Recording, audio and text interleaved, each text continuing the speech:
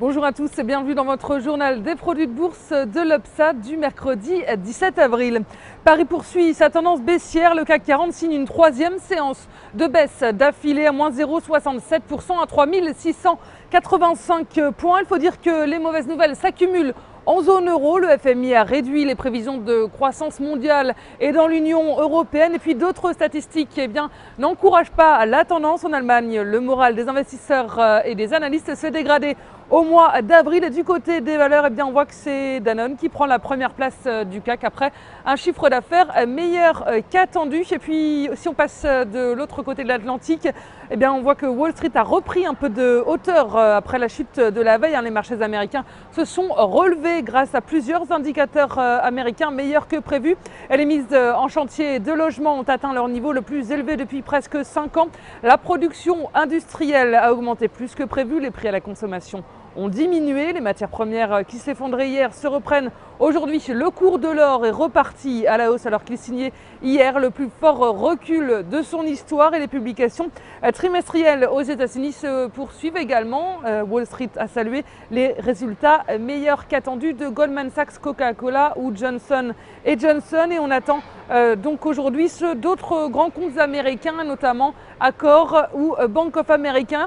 Et les investisseurs se montrent tout de même inquiets de la croissance de l'économie mondiale après la baisse surprise de la croissance chinoise et puis face à l'accumulation des mauvaises nouvelles en Europe, et d'autant que le FMI est venu plomber l'ambiance en revoyant à la baisse ses prévisions de croissance de l'économie mondiale cette année et l'année prochaine. Les volumes sont en repli sur le marché des produits de bourse avec 26,9 millions d'euros échangés dans une séance de repli. Et concernant la répartition par type de produit, les certificats sont en léger repli à 86% des échanges, les varants sont en hausse à 14%.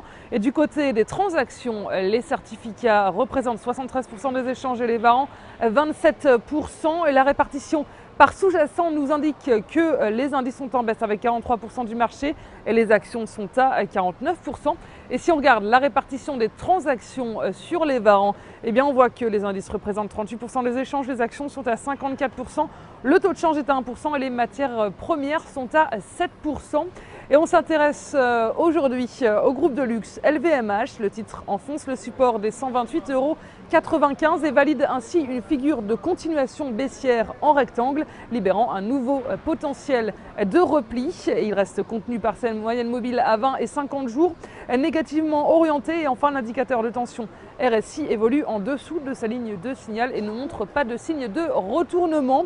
En conséquence, tant que la résistance reste à 133,50 €, tablé sur une nouvelle jambe de baisse en direction de 116,85 € dans un premier temps, et l'enfoncement de ce niveau amènera les cours sur ses plus bas de 2012 à 111 €.